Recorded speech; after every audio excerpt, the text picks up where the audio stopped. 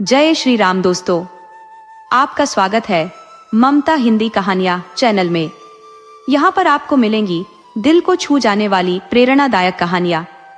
अगर आपको हमारी कहानियां पसंद आए तो वीडियो को लाइक करें, चैनल को सब्सक्राइब करें और अपने सुझाव कमेंट में जरूर दें। आपके सहयोग से आपका अपना चैनल ज्यादा से ज्यादा लोगों तक पहुंच पाए। धन्यवाद।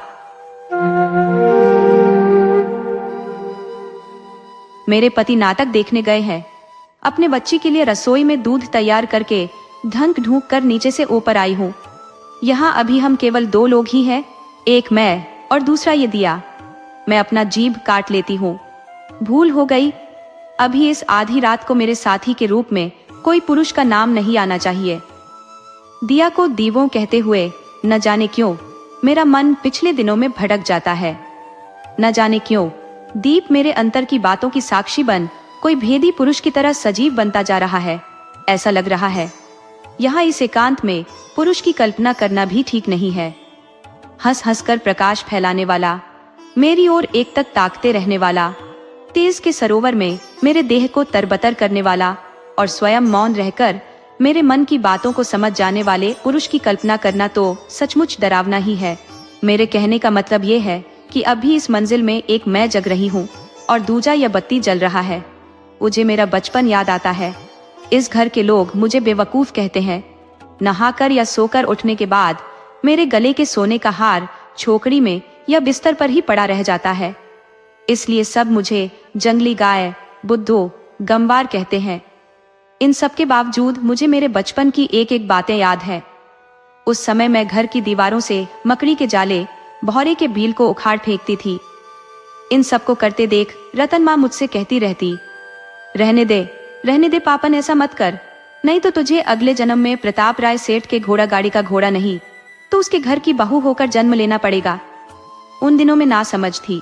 मेरे मन में दिन रात ये ख्याल आते रहते कि क्यों बूढ़ी रतन माँ ने हमारे घर के सामने पड़ी रहने वाले घर द्वार बीना की बालूदी के अवतार के बदले, या फिर हमारे घर के आंगन पर से लकड़ी से मार खा खाकर भागती हुई कुतिया टिपूरी के अवतार के बदले प्रताप राय सेठ का घोड़ा या उनके घर की बहुओं के जैसे सुख को मेरे पाप के बदले के रूप में बताया।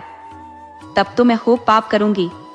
नाचती कूदती हुई मैं कह उठती, मरकर तो मुझे प्रताप राय सेठ का घोड़ा ही बनना है।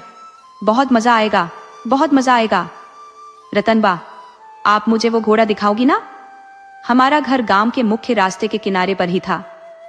हर रोज शाम को दरवाजा खोलकर मैं रतन माँ के साथ सीढ़ियों पर बैठती थी और उस घोड़ी की राह देखती रहती थी। वो आया सुन, उसके घुंघरुओं की आवाज सुन रही है ना? रतन बा के कहते ही मैं अधीरता से हांफती हुई खड़ी हो जाती।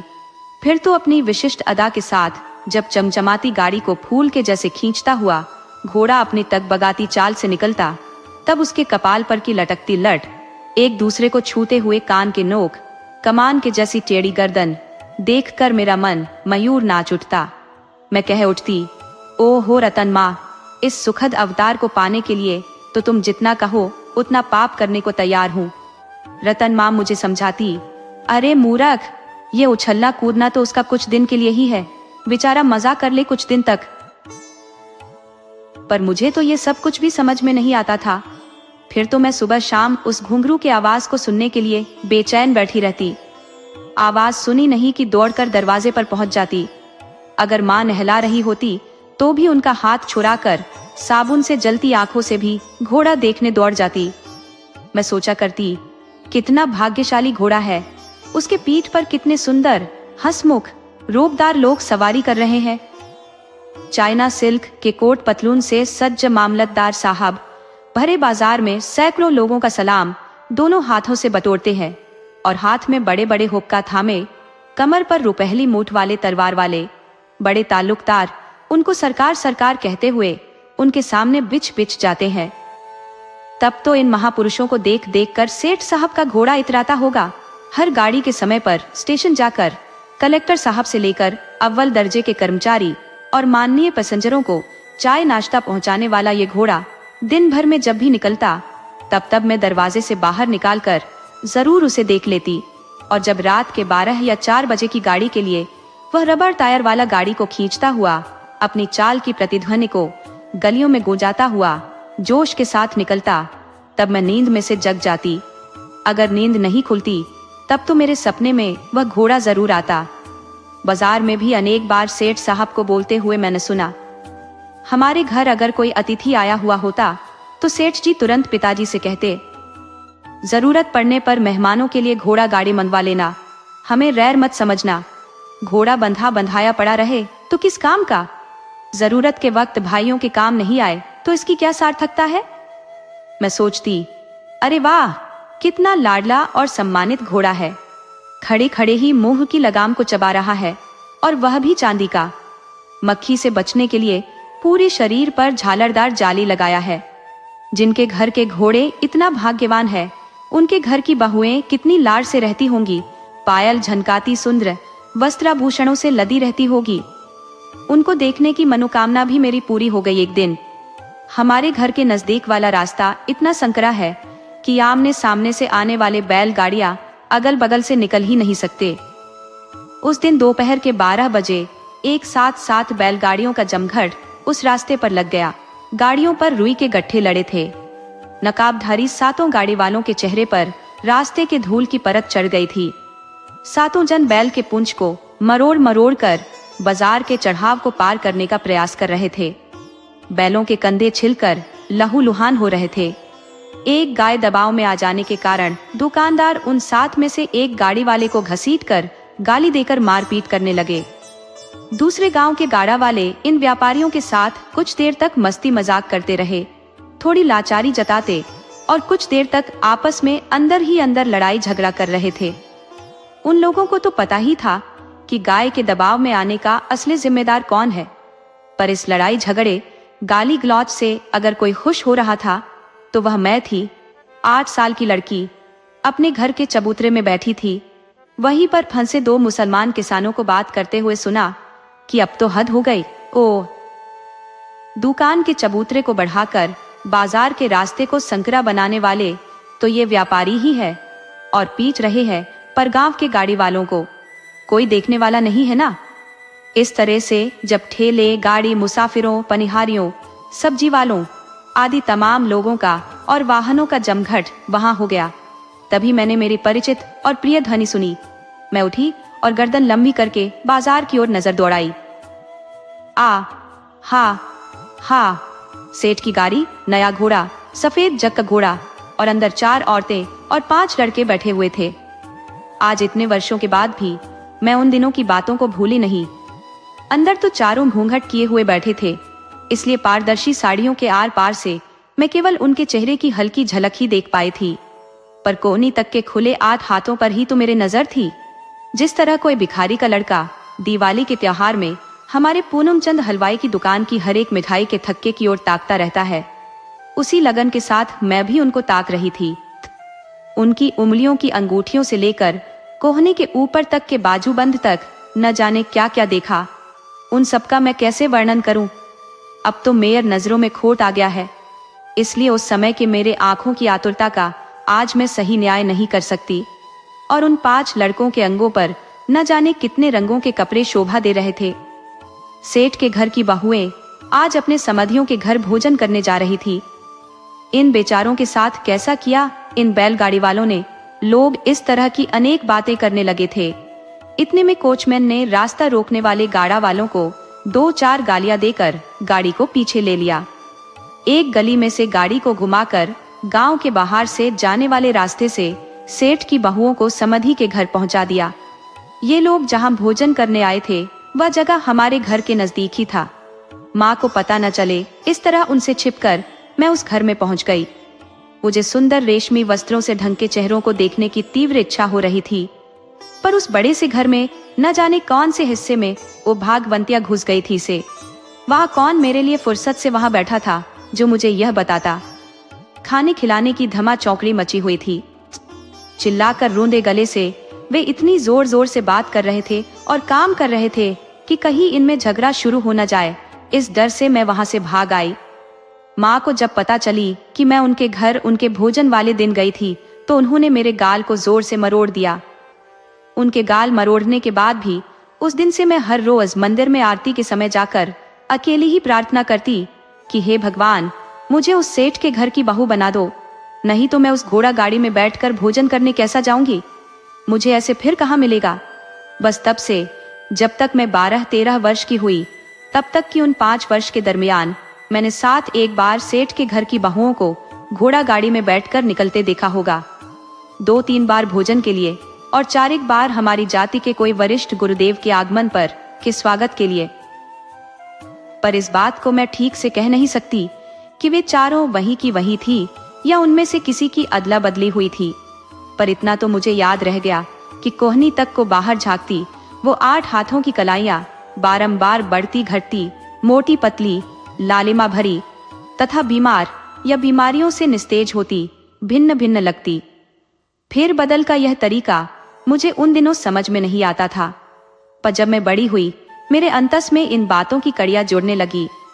कभी तो रात के 2 बजे तो कभी भोर की बेला में हमारे पड़ोसी अपने कपड़े लत्ते एक पोटली में बांध कर आती और समाचार देती कि सेठ का मझला, छोटा या बड़े लड़के की राजकोट वाली, बड़वान वाली, हड़मतिया वाली या खीजरिया वाली बहू का अंतिम समय आ गया है। मेरे माँ भी एक छोटी सी पोटली में साड़ी, कपड़ा और पेटीकोट लपेटकर सबके साथ निकाल पड़ती। एक बार तो जाते जाते माँ को कहते हुए सुना था, क्या बताऊं बहन, हमारा भाग्य इतना खराब है ना कि ये मेरी तारा अभी तो 3 साल की छोटी है। लड़की अगर 13 वर्ष की होती तो आज ही मैं इसके सुख के बारे में सोचती, पर ये तो 10 वर्ष की है और पर शरीर से भी दुबली पतली है। 10 वर्ष की लड़की को 15 वर्ष की कैसे कह सकते हैं? उस समय तो मुझे बहुत कुछ समझ में नहीं आया था। अब सब कुछ स्पष्ट है कि सेठ के घोड़े के रंग में इतना बदलाव कैसे, और इन घोड़े गाड़ी में बैठकर भोजन करने जाने वालियों के 8-8 हाथ की कलाइयों को इतना रूपांतर। इसका अर्थ यह था कि घोड़े और बहुओं की अक्सर मौत हो जाती और उसके बदले नए घोड़े और नई बहुएं फटाफट आ जाती हैं। 11, 12 और 13 वर्ष की होने को आई तो मेरे माता पिता को मेरी चिंता सताने लगी।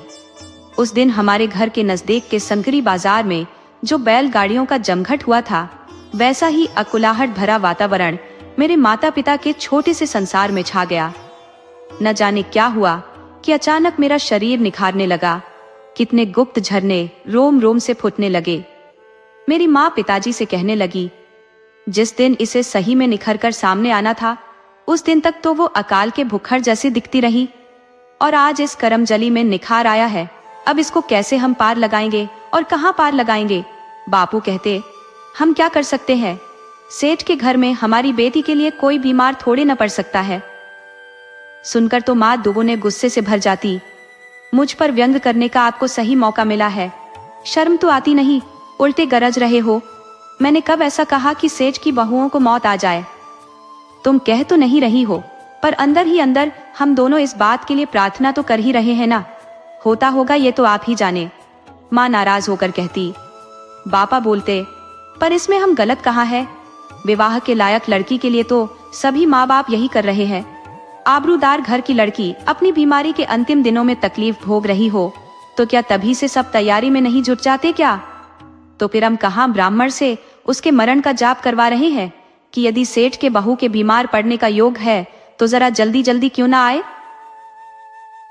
मेरी किस्मत, आप जरा मेहरबानी करके राजकोट, अमरेली का चक्कर तो लगा आओ। पर चक्कर में किसके घर का लगाऊं? बोर्डिंग में जाकर तो देखो, 500 लड़के वहां पढ़ रहे हैं। पर हमने तो बेटी को तीसरी के बाद से ही स्कूल छुड़वा दिया है और ढूंढना है बोर्डिंग रहकर पढ़ने वाला लड़का। तब फिर किससे ब्याह रचाएंगे? स्टेशन में अखबार बेचता है बड़ी चाची का बेटा रसिक लाल, उसमें क्या खराबी है? माँ की आंखों में पानी भर आया, उसका गला रूंध गया, वो फफक फफक कर रोने लगी। फिर तो बापा माँ को पटाने लग गए। पगली, मैं तो मजाक कर रहा था। क्या लगा तुम्हें हमारी तारा जैसी बेटी को मैं अखबार बेचने वाले के हाथों सौंप दूंगा? कदापि नहीं। ऐसा कहकर बापा प्याले में पानी लाकर माँ का मुंह धुलवाने लगे। माँ रोते रोते हंसने लगी। मैं 13 वर्ष की तारा चोरी चोरी कमरे के दरवाजे के दरार से सब देख रही थी। स्टेशन के अखबार वाले का नाम सुनकर तो मैं भी घबरा गई। कभी कभार तो वो हमारे घर भी अखबार बेचने आता है। मेरे पिता तो पैसा खर्च करके अखबार खरीदने के पक्ष में ही नहीं है। इसके बावजूद रसिक लाल की वाक पटुता में फंसकर 2 पैसे का अखबार खरीद ही लेते हैं। शाम होते तक तो 4 अखबार 20 जनों को पढ़वा कर रसिक 10 आना कमा लेता था। हर रोज 20 जगहों पर भटकने के लिए बने उसके लंबे लंबे दग भरते पांव की पिंडलियों को मैं ताकती ही रहती थी। न जाने क्यों मेरे नजर उसके शरीर के अन्य अंगों पर न जाकर केवल पांव के पेशीदार पिंडलियों पर ही चिपके रहते। ऐसा लगता जैसे नजरों से मैं रसिक की पिंडलियों को अपनी अंगुलियों से दबाती हूँ। अरे बाप रे, मुझे ऐसा लगता कि सूर्यदेव ने जैसे कर्ण को वरदान में वज्र का देह दिया था, उसी प्रकार से रसिक को श्रम देवता ने लोहे के पांवों का वरदान दिया है। हाय रे, ऐसे दाग वाले पांव वाले अखबार वाले के साथ मेरे विवाह की बात। मैं थरथरा उठती। 13 वर्ष की तारा को अब देहरी के बाहर निकलने की मनाही हो गई। किसी भी आने जाने वाले के नजर के सामने जाने पर पाबंदी लगा दी गई। उन दिनों मेरे संसार में एकमात्र पुरुष था ये अखबार वाला रसिक लाल, और दूसरे थे मेरे बापा जी। मैं अपनी कल्पना के जाल सेठ के सुंदर घोड़ा को घेर कर बुनती रहती, जिसमें कि मैं 4 बहुओं में से एक बनकर बैठी हूँ। मेरा संकल्प उस गाड़ी में चढ़कर उन चारों में से एक आध को धक्का मारकर खासेड़ रहा था। सेठ के सबसे छोटे बेटे दूसरी बार की ध्रांगध्रा वाली बहू को जैसे मैं आंखें दिखाकर कह रही थी, चलो अब उठो तो सही, 3 वर्ष तो हो गए तुम्हें आए हुए। सर्दी ने तो तुम्हें जकड़ रखा है, रात को हल्का हल्का बुखार भी चढ़ता है, तो फिर अब सीधे तरीके से उठो, उठकर मेरे लिए जगह बना दो। मुझे उस दागदार पैर वाले रसिक से शादी नहीं करना है। कभी कभी तो जब ये रसिक अपनी बूढ़ी अंधी विधवा माँ को लेकर दवाखाने जाता था, जब मैं 10 वर्ष की थी तब की बात है, दरवाजा बंद करके अंदर घुस जाती थे। ओ मेरी माँ, मैं इतना डर जाती। मुझे उसके घर रोटी बनाने नहीं जाना है। 2 वर्ष और बीत गए। मैं 15 की हो गई थी और घर की 4 दीवारों में बंदी बनकर रहने लगी थी। उन्हीं दिनों मेरे माँ की और शायद मेरे बापा की भी संयुक्त प्रार्थना के प्रताप से सेठ के घर में आदकोट वाली बहू के अंतिम समय का समाचार आया। 6 महीने तक रोज रोज 15-15 दिनों तक लोग बीमार की खबर पूछने आने लगे। लगातार रेलगाड़ी के समय अनुसार घोड़े गाड़ी के घुंघरुओं की आवाज सुनाई देने लगी। आधी रात को या भोर की बेला के थरथराती ठंड में जब मैं कमरे के बिस्तर में सो रही होती, तब मेरे कान मेरे प्रिय घोड़े की चाल पर लगे रहते। खट खट खट, जैसे कोई भूत गलियों में चहलकदमी कर रहा हो, जैसे आदकोट वाली बहू का काल उसके अंतिम समय के लिए टहल रहा हो। घोड़े के शरीर पर चाबुक की मार पड़ती और उसकी सनसनाहट मेरे कंबल को भेद कर मुझे सुनाई देती। बीमार के लिए मुंबई फ्रूट की टोकरियां आती, उसे लाने के लिए भी गाड़ी ही जाती। वैद्य डॉक्टरों को लेने छोड़ने के लिए, परी तालाब के सैर कराने, शहर में घूमने घामने के लिए गाड़ी ही खड़ी रहती। ये 6 महीने तो सेठ के घर में मधुमास के उत्सव जैसा माहौल रहा। एक दिन इन सब जद्दोजहद से आटकोट वाली मुक्त हो गई। मैं अपनी ऊपरी मंजिल की दरार से सेठ के दूसरे नंबर के बेटे को अपनी पत्नी की मौत के 5वें दिन ही पान चबाकर जाते हुए देखा। उसी क्षण मुझे पीछे से क्या पता किसने धक्का दिया और खिड़की का आधा पल्ला खुल गया। पल्ले के खुलने की उस आवाज से सेठ के बेटे ने नजर उठाकर ऊपर देखा और नजरों से मुझे पूरे का पूरा निगल गया। घबराकर मैंने पीछे मुड़कर देखा तो धीरी बुआ खड़ी थी। मेरा चेहरा लाल हो गया। बुआ, आपने मेरे साथ ऐसा क्यों किया? इसलिए तो तुम्हें ऊपर लेकर आई थी। पर क्यों भला? बदमाश अब भी पूछ रही है क्यों? कहते हुए बुआ ने मेरे गाल पर चपत लगाई। 4 साल से ताप कर रही है। मैं समझ गई ये तो वर कन्या को परस्पर मिलाकर संबंध जोड़ने का संकेत था। पर इसमें तो मुद्दे वाली बात यह थी कि वर कन्याओं को देख ले बस। मेरे लिए तो देखने वाली कोई बात ही नहीं थी। इस बाबत मेरे कोई उत्कंठा नहीं थी। मेरा सपना तो बस यही था कि घुंघरूदार घोड़े गाड़ी में बैठने वाली 4 बहुओं के बीच रेशम की साड़ी पहनकर, घूंघट कारे, कोहनी तक सोने के गहने पहनकर बैठना। मेरे सपने को सच में पूरा होने का वक्त आ गया था। एक दिन मेरे सर पर सेठ परिवार की चुंदरी डाल दी गई। इस शहर में तो हम बापू के धंधे की वजह से ही आए हैं। हमारा वतन तो राजकोट है। बापू की इच्छा तो मेरा विवाह यहीं पर करने की थी, पर सेठ के घर वालों ने जिद की। कि इसमें हमारी तौहीन होगी। राजकोट शहर क्या कहेगा? कहेगा कि रेल भाड़े के दर से अथवा तो राजकोट के महाजनों का कर चुकाना पड़ेगा। इसी डर से या लालच में पड़कर वहीं के वहीं निपटा दिया। ऐसी 2-3 घरों में बैठी हुई औरत जैसे नहीं करना है हमें। हम अपनी शान के साथ बारात लेकर आएंगे। अगर इससे आपका खर्चा ज्यादा हो रहा हो तो आप खुशी से हमारी ओर से 500 रुपए खर्च कर लीजिएगा। इन सब बातों को सुनकर बापू का सर फटने लगा, पर माँ के दिए गए तानों से डरकर मौन हो गए। थोड़े में कहना हो तो हम राजकोट आ गए। वहां बड़े धूमधाम के साथ बारात का आगमन हुआ। शहर के चारों बैंड बुलाए गए। बारातियों के लिए मोला शाक, घी के मोन वाली रोटी, गला भात, टंडलिया की भाजी, काली मिर्च का भूक्का, सुंठ, दूध वाली चाय आदि विशिष्ट स्वाद वाले व्यंजन बनाए गए। सभी के शौक और तबीयत का ख्याल रखने में मेरे माँ 3 दिन तक अकेले ही सब संभालती रही। पर एक दिन तुरई की सब्जी ने सब किए कराए पर पानी फेर दिया। वह न मिली तो न मिली, जामनगर तक भी नहीं मिली, और इस बात ने पूरे कार्यक्रम का सत्यानाश कर दिया। ये मेरे पिताजी की कंजूसाई और बेपरवाही मानी गई और जी खोलकर इस बात का तिरस्कार हुआ। आपसे तो कह रखा था ना कि अगर खर्चा ना उठा सके तो हमसे ले लेना। मेरे जेठ चिढ़कर बोले उठे। फिर भी तुम्हारा स्वभाव तुम्हारे जात पर चढ़कर बोला, सेठ, जो 6 बेला हमारा सत्कार न कर सके उनकी बेटी हमारे घर आकार क्या सुख देगी? जुबान संभाल कर बात करो सेठ।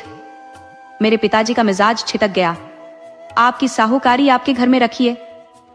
अरे अरे अरे करते हुए कुतुबजन संबंधी गांव के लोग और खासकर जिनकी बेटियों के बदले में मैं इस सौभाग्य की भागीदार बनी थी, उस सब ने आकार मेरे पिताजी के जुबान पर हाथ रख दिया। बेटी के बाप को ऐसा नहीं कहना चाहिए। बेटी के बाप को तो पांव में गिरकर गिड़गिड़ाना चाहिए। जिस बेटी का बाप अड़चन डालता है तो उसका फल तो उसके संतानों को भोगना पड़ता है ना। ऐसा है तो फिर मैं अभी तुरंत बेटी के गले में से वरमाला को निकाल फेंकता हूँ। मुझे इसका कोई रंज नहीं। अरे ऐसा नहीं कहते सेठ। मेरे पिताजी को सब समझाने लगे। विवाहित कन्या तो सड़े हुए अनाज के जैसी है। भाई, पगड़ी उतार कर समधि से माफी मांगो। मुझे पगड़ी नहीं उतारना है। फिर तो उसकी ओर से हम सब उतारते हैं सेठ। गांव के लोग, खासकर वो लोग जिनकी पिता के बेटियों का भाग्य मैंने छीना, अपनी अपनी पगड़ी उतार कर सेठ जी के पांव पड़ गए। बोले, ये तो छोटा है पर हम बड़े बूढ़े बैठे हैं ना, राजकोट की लाज हम ऐसे नहीं जाने देंगे। हम माफी मांग रहे हैं। ये सब देखकर मेरे पिताजी आपे से बाहर हो रहे थे। सेठ जी ने उदार बनकर जवाब दिया, मेरे मन में तो इस बात का कोई मेल नहीं है, पर हमने कुल का ध्यान नहीं रखा, हमारी बराबरी का ख्याल नहीं रखा। बस केवल कन्या की तारीफ सुनकर ही हम बहक गए। इसीलिए हमें शुरू से ही ये सब झेलना पड़ रहा है। हमें इस बात का कोई गम नहीं। अगर हम अपना मन खुला न रखे तो व्यवहार कैसे करेंगे? हमारे पिछले जन्म के कर्म, पर इस बात का कोई गम नहीं।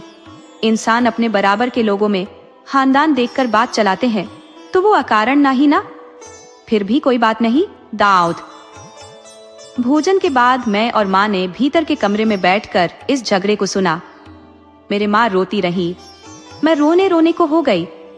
पर मुझे तो जैसे तैसे ये 3 दिन निकालने थे, फिर ससुराल जाने की जल्दी पड़ी थी, जिससे कि बापू का अपमानित होना उस समय इतना चुभा नहीं। फिर तो मेरी माँ बाहर निकली और समधि के सामने आंचल फैला दिया। फिर मुंह में छपटी धूल लेकर माफी मांगी। शाम को लगभग 20 प्रकार के अलग अलग व्यंजन बनाकर कब्ज से पीड़ित, बीमार, हरस के रोगी, गर्मी से लाचार लोगों की सार संभाल की। देर रात को डॉक्टर की जरूरत महसूस हुई। माँ ने हमारे संबंधी लल्लू भाई डॉक्टर को गाड़ी भेजकर बुलाया, पर मेरे जेठजी लल्लू भाई डॉक्टर को खादी के कपड़ों में देखकर चीर गए।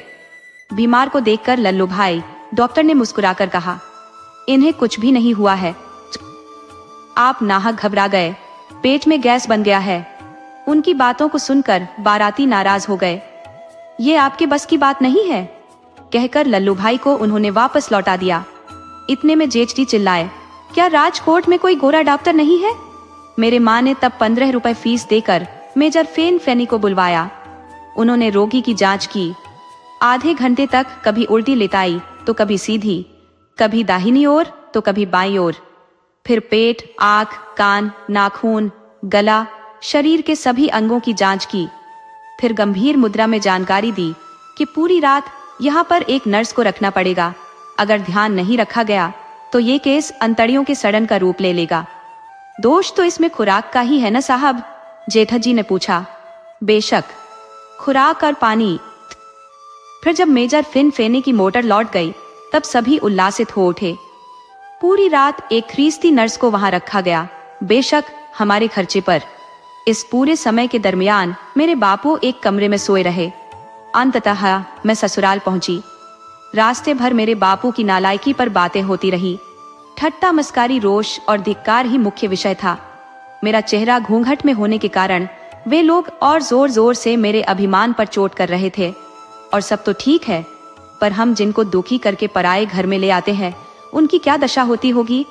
उनके दर्द आंखों का दर्द बन जाए तो हमारे लिए डूब मरने वाली बात है ना। ये मुझे दिलासा देने वाली बात थी। इन लोगों को दूसरों को रक्षा करने की कितनी चिंता है। मैं कितनी स्नेहशील परिवार में जा रही हूँ। विवाह की पहली रात। उन दिनों की बातों को मैं अपनी प्रिय सहेली से एक शब्द भी नहीं कह सकती, पर आज ऐसा लग रहा है कि इस पर एक पूरी पुस्तक लिख लूं। पर नहीं, उस रात के 3 प्रहारों को तो शब्दों में उकेरने जैसा नहीं है। मेरा पूरा शरीर पानी में शक्कर की तरह पिघलकर एकाकार हो जाएगा। जैसे रुई का फाहा बनकर हवा के बहाव में उड़ जाऊंगी।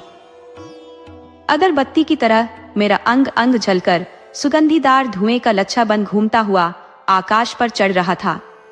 मेरा हृदय धूपदानी बन रहा था। मैंने न कहीं पढ़ा हो, न सुना हो, न सपने में कभी अनुभव किया हो।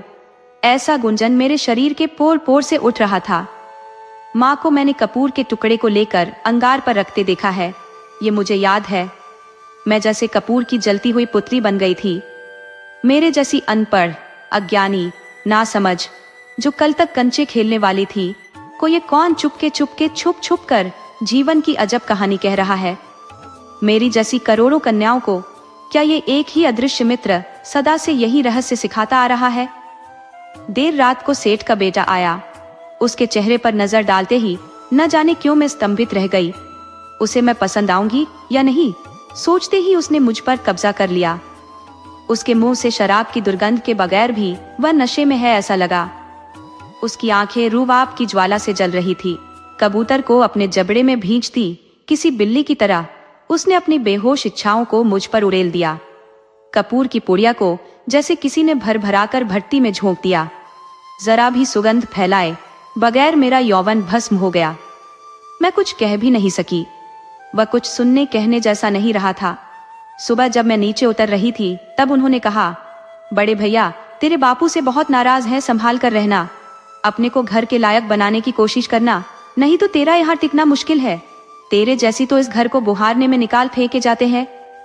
ध्यान रहे, कोशिश करने के बावजूद आज मैंने पहली बार तीनों देवरानी जेठानी का चेहरा देखा तो देखती ही रही। ओहो, कितनी गोरी, पर लाली की एक हल्की झलक भी नहीं। सोने के चूड़ियां हाथों पर ऊपर नीचे खनकती हुई सरक रही थी। पांव के छड़े मुंबई से गड़कर आए हुए, जैसे पामों पर से अभी अभी सरक पड़ेगी।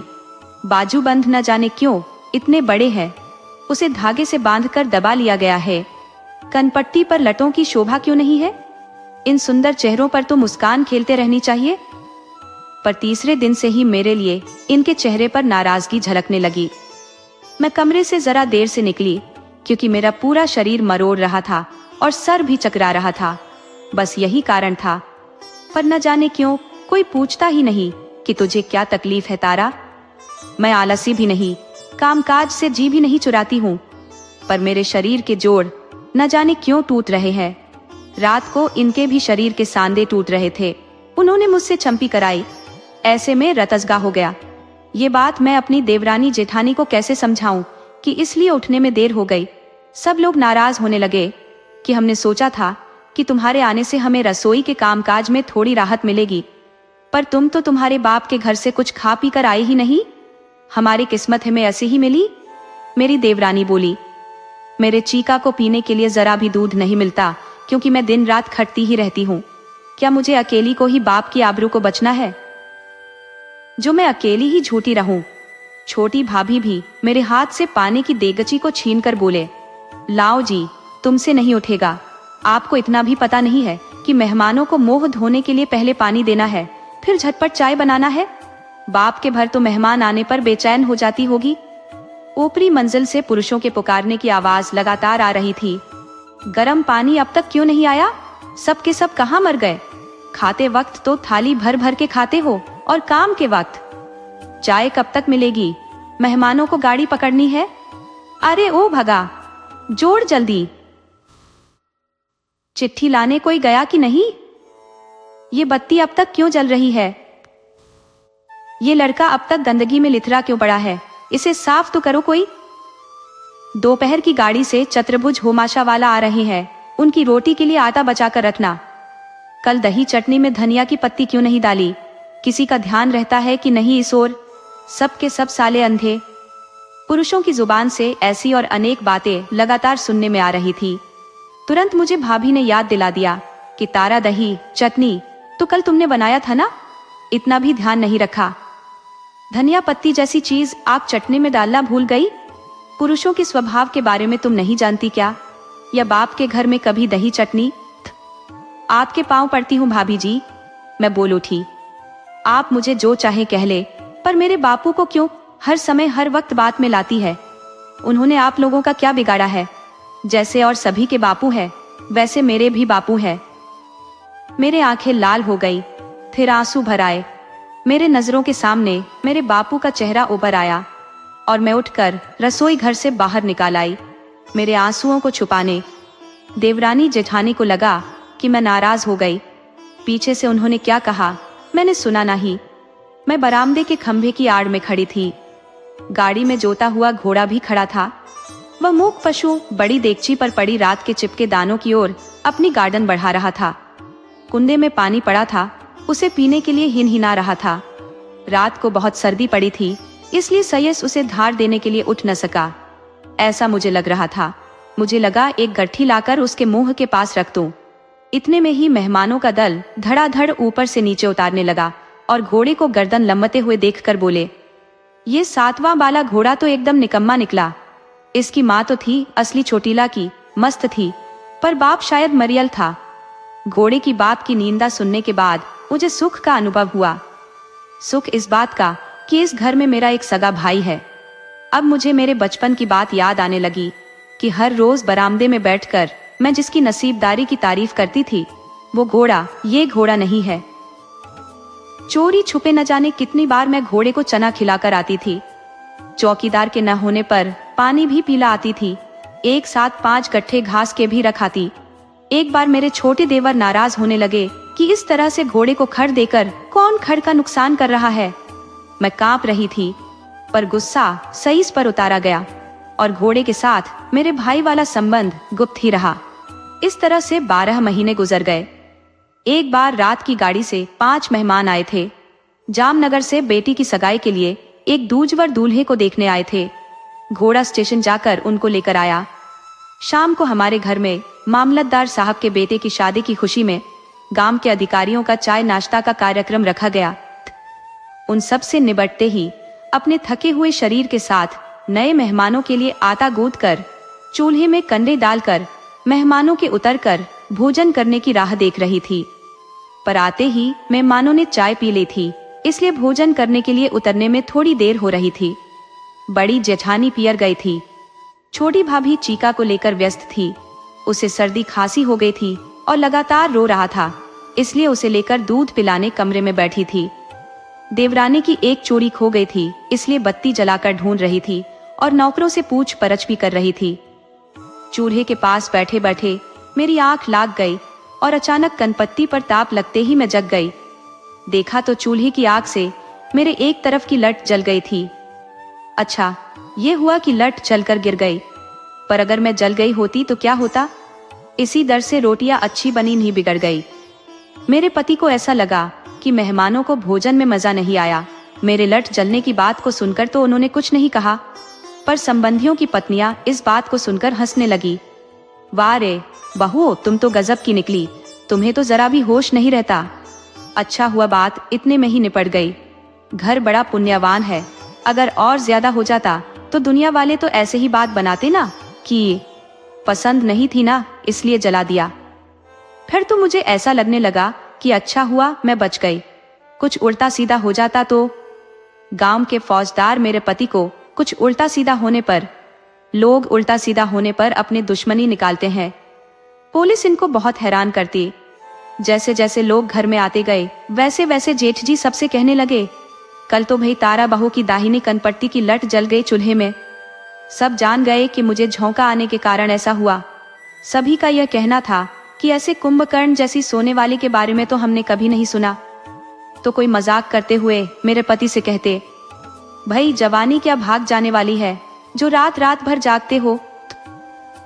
इतनी क्या बातें होती है जो रात रात भर जागते हो। इतनी क्या बातें होती है, शादी को तो बहुत दिन हो गए, अभी तक बातें खत्म नहीं हुई, वगैरह वगैरह। या तो ठीक है, पर हर एक की जुबान पर एक ही बात रह रह कर आती रही कि ये घर के पूर्वजों का पुण्य है कि घर की बहू बच गई। ये घर तो पुण्य का स्तंभ है। मेरे मन में ये बात घुमड़ती रहती कि मेरे बापू का पुण्य या मेरे अपना पुण्य कहीं कुछ होगा भी या नहीं। दूसरे दिन मेरे जेठाजी ने कुत्ते को एक मन आटे की रोटी, कबूतरों को एक गुड़ ज्वार और बकरी को 10 सेर दूध की खैरात बांटकर गांव भर में जय जयकार कराया। मेरे कान के जले हुए भाग पर जो फोफले पड़ गए थे वह रात को पति की असावधानी के कारण फूट गए। दर्द से मेरा बुरा हाल था।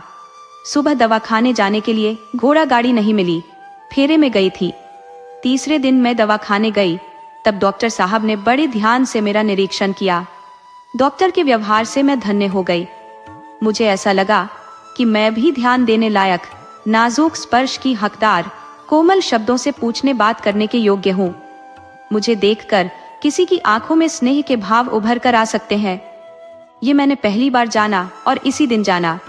मेरे कनपट्टी के घाव को देखकर ऐसी बेवकूफी और बड़ों के पुण्य से बची ऐसा न कहने वाले ये पहले इंसान थे। कोई फिक्र की बात नहीं बहन, ठीक हो जाएगा, थोड़ा सा ही है, मीट जाएगा। पर हुआ क्या था।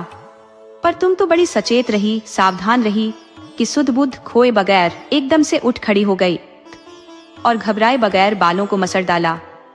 शाबाश, वाह, मैं अब तुम्हारे जख्म पर दावा लगाता हूँ। तुम कितनी सहनशील हो, दर्द के मारे सीसकार भी नहीं भर रही हो। दूसरा कोई होता तो चीखना चिल्लाना शुरू कर देता। जले का दर्द ऐसा ही होता है। इस तरह से मुझे बातों में लगाए रखकर मेरे जली हुई तमाम चमड़ियों को चिमटे से उखाड़कर कैंची से काट दिया, फिर मलहम लगा दिया। मुझे दर्द तो बहुत हो रहा था, पर डॉक्टर के स्नेहसिक्त शब्दों ने मेरी हिम्मत बढ़ाई। बस बहना, अब तुम जा सकती हो, कल फिर आना। फिर भी मैं खड़ी रही। और कुछ कहना है क्या? मैंने चोर नजरों से चारों ओर देखा। हमारी गाड़ी का सैयद दूर रास्ते पर खड़ा था। उसकी नजरों से भी मैं डर रही थी। आओ इधर आओ, कहकर डॉक्टर साहब मुझे बरामदे में ले गए। अब कहो, मैंने कहा। मेरे शरीर के जोड़ दर्द से टूटते रहते हैं। इतना तेल मलती हूँ फिर भी कोई फर्क नहीं पड़ता है। तुम्हारा पियर यहाँ पर है या ससुराल? किस घर की हो? मैंने अपना परिचय दिया और डॉक्टर बोले, उठे, कौन? अरे तू तारा है। अरे तारा, तुझे ये क्या हो गया? पहचान में ही नहीं आ रही है तू तो। तुझे मैंने 5 वर्ष पहले देखा था, फिर तो तेरा बापा तुझे बाहर निकालने ही नहीं देता था। तू तो एकदम से। मैंने यंत्रवत फिर उनके कहा, मेरे जोड़ बहुत दर्द करते हैं, खूब तेल मलती हूँ, फिर भी। गहरी सांस भरते हुए डॉक्टर साहब बोले, तेल मलने पर भी जोड़ों का दर्द नहीं मिटने वाला, ये संधि बात नहीं है। तेरा वर। कुछ कहते कहते रुक गए। कहाँ है तेरा वर? एक बार उसको साथ में लेकर आना, दोपहर को। इतने में सही साकार खड़ा हो गया। अब तो चलिए, देर हो रही है, मुझे गाड़ी को दूसरे फेरे के लिए लेकर जाना है। दल्ला सेठ के घर बारात में बड़े भैया नाराज हो जाएंगे। लौटते हुए मैंने अपने पीछे गहरी सांस लेने की आवाज सुनी। डॉक्टर साहब की ये गहरी सांसें कंपाउंडर के मरीजों को पुकारने वाले बुलंद आवाज में खो गए। गाड़ी में चढ़ते हुए मैंने पीछे मुड़कर देखा। अभी तक डॉक्टर साहब बरामदे पर खड़े थे। मरीज उनको ऐसे ताक रहे थे जैसे कोई अनहोनी हो गई हो। गाड़ी में बैठकर एकदम से ठीक उसी जगह से गुजरी जहां से मैं, नन्ही तारा ने इस घोड़े को 4 बहुओं के सद्भाग्य को देखा और चाहा था। आज एक बार फिर से मेरे आत्मा मेरे देह से छलांग मारकर उस चबूतरे पर बैठ गया। घाघरा चोली वाली तारा, छोटी तारा बड़ी तारा से पूछने लगी, बड़ी तारा, तेरे कोहनी तक के गहने क्यों ढीले पड़ रहे हैं?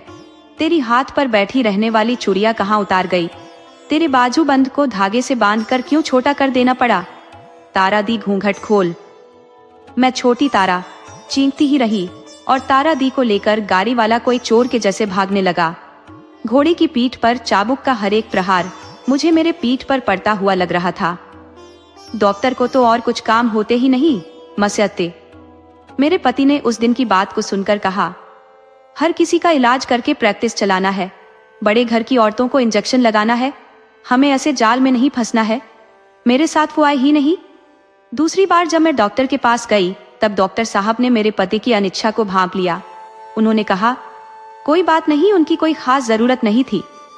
हो सके तो बस इतना करना कि प्रसव के तुरंत बाद बच्चे की आंखों को तुम्हारे कोई समझदार वैद्य या डॉक्टर से धुलवा कर अंदर दवा डलवा देना। गफलत मत करना, नहीं तो बच्चे का भविष्य बिगड़ेगा बहन। इन सभी का अर्थ मुझे कुछ भी समझ में नहीं आया। मैंने कभी ऐसे बातें न सुनी थी न जाना था। मुझे संदेह होने लगा कि शायद डॉक्टर को विजिट चाहिए थी, पर मैंने किसी से कुछ कहा नहीं। उस दिन रात के 2 बजे ससुर प्रताप नारायण सेठ की आलीशान हवेली के कोने के अंधेरे कमरे में मैं बेहोशी की हालत में पड़ी थी। मेरे आंखें फट रही थी, एक साथ जैसे 100 काले नाग मेरे शरीर को जकड़ रहे थे। मेरे पेट में से गिद्ध मांस के लोथनों को नोच नोच कर खा रही थी। मैं चीख रही थी, मेरे डॉक्टर को कोई बुलाओ, कोई मेरे डॉक्टर से कहो कि तारा मर रही है। चुपचाप पड़ी रह, कहकर दाई माँ खटिया पर बैठी थी। मेरे पति बरामदे में खड़े थे। मेरी चीखें उन्हें बेचैन कर रही थी। अपनी बातों में मिठास भरकर उन्होंने कहा, जीवी माँ, डॉक्टर की जरूरत है? अरे बेटा, ये तो पहली जचकी है, इसमें तो ऐसा ही होता है। आप नाहक परेशान हो रहे हैं। 12 घंटे में बेहोश रही। कहते हैं कि मेरे मुंह से बार बार झाग निकल रहा था। अंततः थककर मेरे पति ने डॉक्टर काका को तो नहीं, पर एक नीम हकीम ज्ञान वाले एक वैद्य को लेकर आए। उनकी फीस कम थी। जब मैं पहली बार होश में आई तब मेरे कानों में मेरे बेटी की तेज चीखें गरम शीशे की तरह पड़ने लगी। मैंने कहने की बहुत कोशिश की कि डॉक्टर काका ने कहा है इसकी आंखों को जांच कर धुलवाओ, पर कोई आवाज ही नहीं निकली। 4 घंटे लगातार चीखने के बाद बच्चे की थकावट से भरा स्वर रूक रूक कर आने लगी। उसे मेरे पास पिलाने के लिए ले आए। ओ मेरे बेटी, मेरे पहली संतान, मेरा फूल। उसकी आंखें सूज गई थी। उस पर मांस के लोथरे बन गए थे। आंखें रह ही कहाँ गई थी। मांस के लोथरे की गहराई से आंसू झर रहे थे। डॉक्टर काका को बुलाओ, इसकी आंखें चली जाएगी, कोई मेरा सुनो ना। मैं चीख उठी। मेरे पति ने भी स्थिति की गंभीरता को समझा। डॉक्टर काका आए। पहले तो उन्होंने बच्चे की आंखों को धोया, दवाई डाला, रुई पट्टी बांधी। फिर उन्होंने मेरे पति को दूसरे कमरे में ले जाकर क्या कहा, अरे रे, मेरे कानों को ईश्वर ने किस लिए इतना तेज बनाया? नवनीत राय, काका ने कहा, ये दोनों आपके लगाए रोग के रोगी है। बेटी की आंखें चली गई है, फिर से कोई प्रसव न हो, इसका ध्यान रखना, नहीं तो आप विशेष हत्या के भागीदार बनेंगे। तारा अपंग बन जाएगी, पागल हो जाएगी। ये रोग आप कहां से लेकर आए हैं, मुझे मालूम है। मेरे पति जड़ हो गए। आप यहाँ कुछ देर इंतजार कीजिए, कहकर ऊपरी मंजिल पर चले गए। वहां से आकार न जाने क्या डॉक्टर को पकड़ाने लगे। कृपा करके बात को यहीं दफन कर दीजिए डॉक्टर, मेहरबानी कीजिए। डॉक्टर चाचा की आवाज आई। 1000 दोगे फिर भी नहीं, ये तो मेरा फर्ज है। तारा मेरी बेटी है, पर दफनाने वाली बात तो मेरे हाथ में है। अगर दूसरी बार तारा की ऐसी हालत करोगे तो मैं चीख चीख कर गलियों में कहता फिरूंगा। डॉक्टर चाचा चले गए। उनकी दवाई से मेरी नन्ही सूरज की पीड़ा कम हुई है, पर उसकी आंखें तो चली गई। वो तो फिर नहीं आने वाली। ये मेरी सूरज सो रही है। मेरे चेहरे पर अपना हाथ फेर कर वह देख रही है, जैसे उसकी उंगलियों के पोर पोर पर नेत्र उग आई है। उस कोमल उंगलियों के स्पर्श से मुझसे गुप्त भाषा में बात करती है। आंख बिना की मेरी सूरज अपनी उंगलियों के स्पर्श से मेरे गाल पर, स्तन और पेट पर जो संगीत बाजा रही है, उसकी बराबरी किसी गवैये की रागिनी, किसी दिलरूबा का सुअर किसी श्री कृष्ण की बांसुरी से आ सकती है क्या? जब वो मेरा दूध पीती है तो मुझे ऐसा लगता है जैसे मेरे अंतर को वह तृप्त कर रही है। लोग चर्चा करते हैं कि बहन, ये ससुराल बहुत पुण्य वाला है, माँ बेटी दोनों बच गई। इन दोनों ने तो भरपूर पाप किए पर पूर्वजों के पुण्य से बच गए। दूसरे ने कहा, देखो ना, जेठ ने तुरंत कसम खाई कि जब तक बहू का प्रसव कर्म पूरा नहीं होगा तब तक चाय नहीं पीऊंगा। जेठानी ने कुलदेवी से मन्नत मांगी है कि जब तक बच्ची को तुम्हारे चरणों का स्पर्श नहीं कराऊं तब तक उड़द नहीं खाऊंगी। बड़े बूढ़ों के पुण्य के कारण इन सब से उबर गए। आप भाग्यशाली हो बहू कि ऐसा ससुराल मिला। मैं स्तब्ध होकर उन सब की बातों को सुन रही थी। आज सुबह ही भोजन करते समय जेठ जी ने मेरे पति को खुश खबर सुनाई कि विट्ठल गाड़ी वाले के माथे 100 रुपये में घोड़े को मढ़ रहा हूँ। घोड़े में जो कमी है वह उसे समझ में नहीं आया। अच्छा किया बड़े भैया, खुश होकर मेरे पति ने कहा। स्टेशन का फेरा लेने लायक ही है ये हरामी। इन दिनों बहुत हठी बन गया था, अब सीधा हो जाएगा। विट्ठल आए तो उसे घोड़ा दे देना, पर इसकी लगाम मत देना। उससे बात कर ली है, लगाम वह अपना ही लाएगा। गाड़ी वाला विट्ठल दोपहर को घोड़े को लेकर चला गया। जेठानी ने कहा, अच्छा हुआ चला गया। अब शुकनीय था, बच्ची अंधी हो गई, व्यापार में घाटा हुआ, घर में बीमार ही बीमार। जब से इस घोड़े के पांव इस घर में पड़े तब से घर में शांति है ही नहीं। मैं ऊपरी मंजिल पर चली गई। अंधी सूरज को गोद में उठाकर खिड़की पर खड़ी रही। जब तक घोड़ा दिखाता रहा तब तक देखती रही। मेरी आंखें छलछला आई। सोचने लगी, घोड़े के जैसे इंसान क्यों नहीं निकाल बाहर करते ये लोग। घोड़ा तो नसीबदार निकाला, पर ऐसा नसीब इंसान का क्यों नहीं होता। उसी समय अखबार वाला रसिक लाल लंबे लंबे दग पड़ता हुआ चला आ रहा था। क्षण भर के लिए तो मुझे ऐसा लगा जैसे मुझे भी घर से निकाल बाहर किया गया है और मुझे ले जाने के लिए रसिक आया हुआ है। हाय, अखबार डालकर तो वो चला गया। मेरी आंखें उसके पांव की पत्थर जैसी पिंडलियों से चिपकी लटकती लटकती न जाने कहां तक चली गई। दोस्तों, आपको कहानी कैसी लगी अपने सुझाव कमेंट करना न भूले। तो चलिए आज की अगली कहानी शुरू करते हैं। आज निर्जन पड़ा जाम सलाया एक दिन चहल पहल वाला बंदरगाह था। उस प्राकृतिक बंदरगाह के किनारे छोटे बड़े वाहनों की मरम्मत होती थी। सुथार, लोहार, खारवा और वाघेर जैसे अनेक कारीगर अपनी रोजी कमाते थे। इस बंदरगाह पर दूर दूर से लंबा सफर करके आए जहाज लंगर डालते थे। अरब से खजूर की बोरी, श्याम से हाथी दांत, मलय द्वीपों का गरम मसाला, मलबारी नारियल और बर्मा की उत्तम श्रेणी की लकड़ियां यहाँ खाली होती थी। कारगरा के खलासी कच्छ का लोहा, पोरबंदर का पत्थर और मांगरोल की ताजा साग भाजी साइला के बंदरगाह पर खाली करते थे। देश प्रदेश के छोटे बड़े व्यापारियों की बखारें पूरे वेग से वहां चलती थी। उस सलाया के बंदरगाह पर विक्रम की 19वीं सदी के प्रारंभ काल में वर्षों तक सुबह एक स्त्री आकर रोजाना खड़ी रहती थी। नए आए वाहन के खलासियों से समाचार पूछती, उनकी पूछताछ करती। घूम फिर कर आए नए खलासियों से मिलती है और पूछती है, तुम कहाँ से आ रहे हो भाई? अम्बोए से कोई आ रहा है क्या? कोई मेरे पति का समाचार लाए हो? तुम्हारे पति का क्या नाम है बहन? महिला उस सवाल से शर्मा जाती है। चारों तरफ नजर दौड़ाकर लज्जा और मर्यादा को संभाल लेती है। फिर जवाब देती है, उनका नाम जमुना दास है।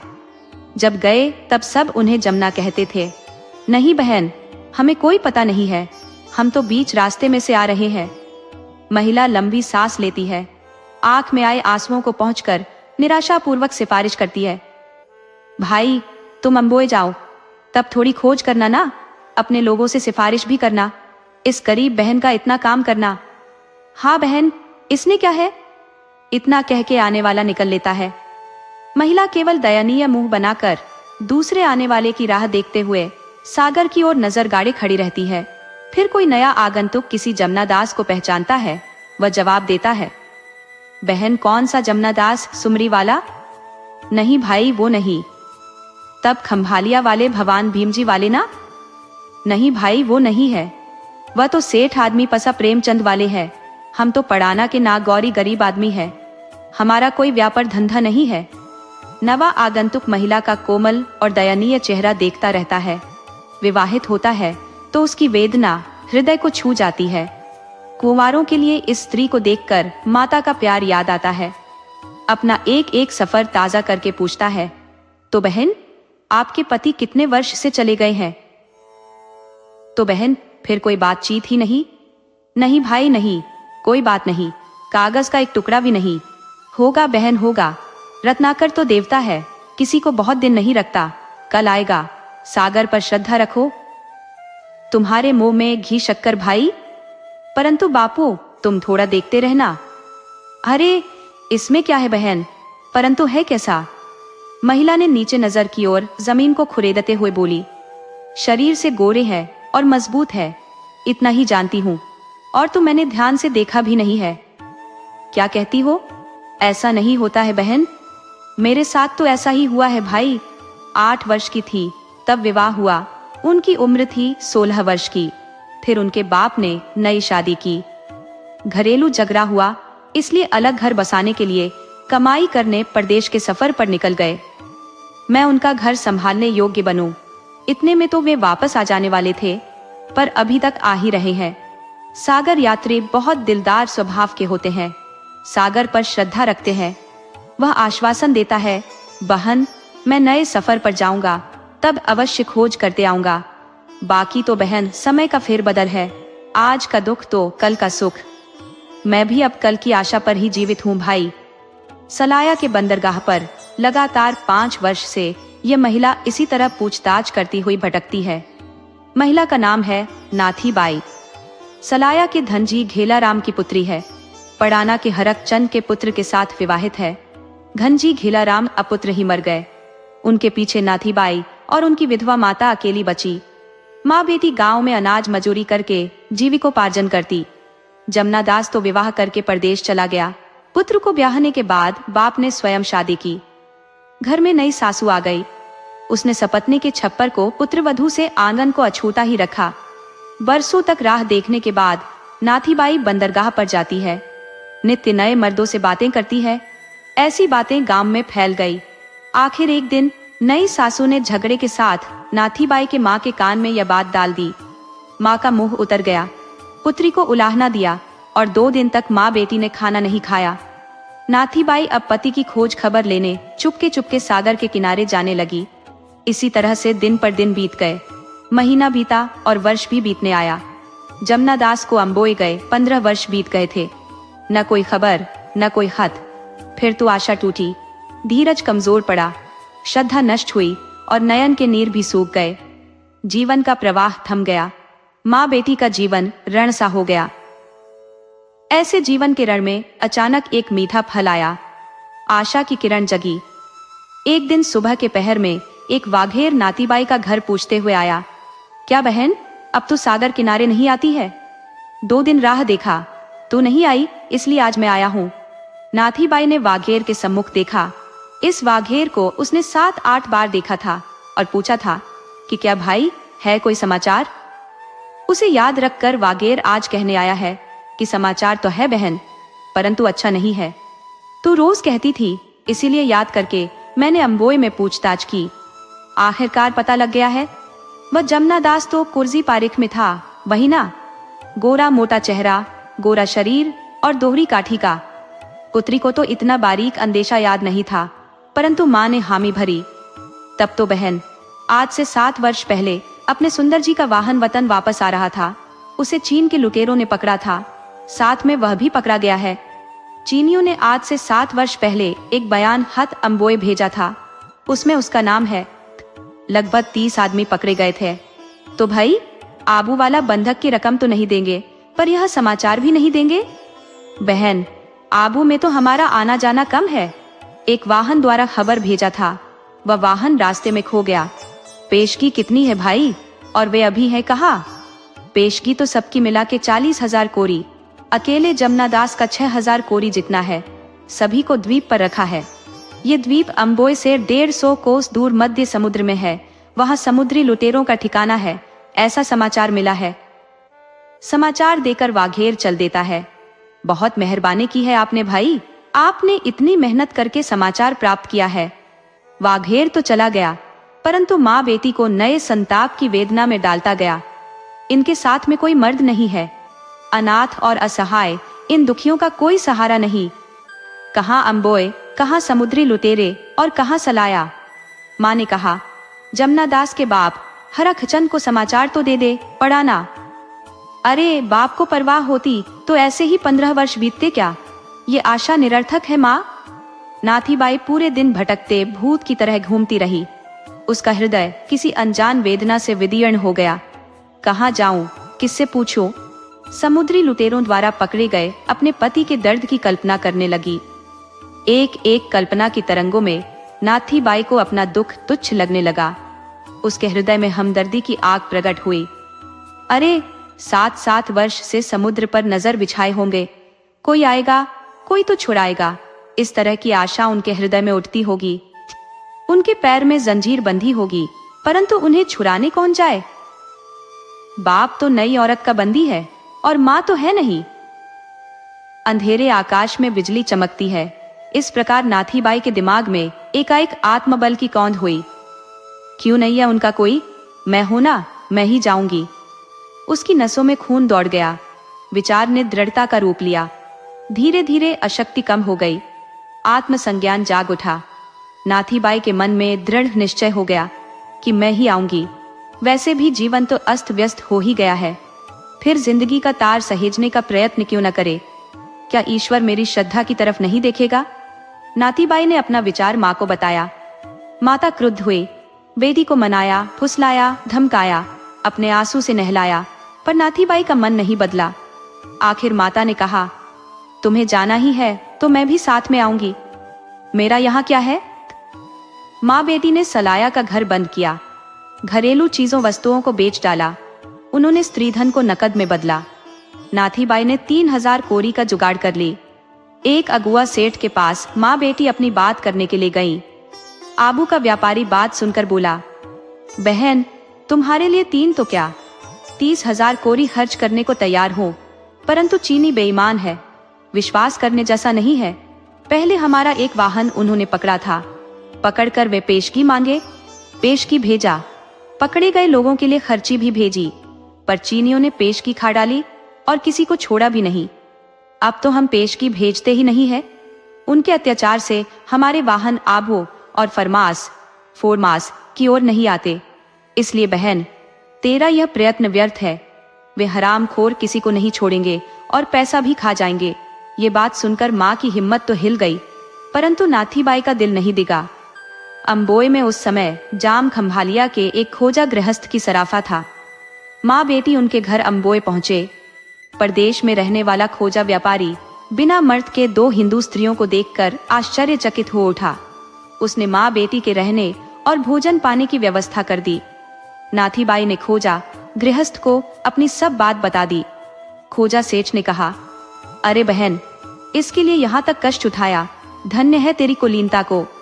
पहले यहाँ 5-7 सराफा थे, उस समय वसूली करके रकम भी भेज दिया था, परंतु समुद्री लुटेरे दगाखोर निकले, पेशगी खा गए, किसी को नहीं छोड़ा। अब तो समय भी इतना अधिक बीत गया है कि उसका क्या हुआ होगा वह भी कैसे कह सकते हैं। नाथीबाई ने कहा, भाई मैं जाऊंगी उन लुटेरों के पास, वे भी आदमी ही होंगे, उनकी भी बहु बेटियां होंगी। उनके समक्ष आंचल फैलाऊंगी, पैर पड़ेंगी, विनती करूंगी और अपने पति को लेकर आऊंगी। मुझको श्रद्धा है, मेरे लिए एक वाहन की व्यवस्था कर दो। खोजा गृहस्थ की आंख में आंसू आ गए। बोला, माँ तुम्हारी हिम्मत को धन्यवाद देता हूँ, पर लुटेरों के पास जाकर पकड़े जाने के लिए कौन वाहन देगा और कहाँ से मिलेगा। नाथाबाई ने कहा, मुझे कोई उपाय कर दो काका, टूटा फूटा खोखा जैसा भी वाहन मुझे दिलवाओ, मैं आपको जिंदगी भर आशीर्वाद दूंगी, भगवान आपका भला करेगा। खोजा सेठ सिर पर हाथ रखकर सोचने लगे। थोड़ी देर में बोले, बहन तुझको देख सुनकर कैसे जाने दिया जाए, भगवान न करे यदि तुझे कुछ हो जाएगा तो फिर मुल्क में मेरा मुंह दिखाने जैसा नहीं रहेगा। मुझको तो क्या होगा काका, जीते जी मरने की अपेक्षा ये मौत कहीं खराब नहीं है। तुम्हें दोषित बनाऊं ऐसी मैं नाथीबाई नहीं, अगर होती तो एकदम सलाया से यहाँ अम्बोय नहीं आती। खोजा सेठ विचार में पड़े। दूसरे क्षण बोले, जाओ मेरी माँ, मैं तुझको नहीं रोकूंगा और तुम्हें अकेले जाने भी नहीं दूंगा। अपना एकमात्र पुत्र हासम को तुम्हारे साथ भेजता हूँ। अपने लोगों का वाहन तो नहीं मिलेगा, परंतु यदि कोई मलय या चीन का वाहन मिलेगा तो व्यवस्था करता हूँ। सेठ वाहन की तलाश में निकले। एकदम सांझ को वापस आए। सेठ बड़ी रकम के बदले में एक चीनी वाहन की व्यवस्था करके आए। रात के प्रहर में नाथी बाई, उनकी माता और सेठ के जवान लड़के हासम इतने मुसाफिरों को लेकर वाहन रवाना हुआ। समुद्र के बीच मजबूत किलेबंदी वाले द्वीप में चीनी लुटेरे अपना समुद्री थाना जमा कर रहते थे। प्रतिकूल पवन से प्रेरित होकर वाहन 3 दिन में द्वीप के समीप पहुंचा। द्वीप के चारों तरफ लुटेरों का मजबूत पहरा था। पहरेदारों ने वाहन रुकवाया। वाहन द्वीप पर जाने वाला है, ये जानकर किनारे लंगर करवाया। नाथीबाई, उनकी माता और हासम किनारे उतरे। 2 औरतों को आया सुनकर बहुत अचंभित होकर लुटेरों का मुखिया वाहन के करीब आया। हासम चीनी और मलाई दोनों भाषा जानता था।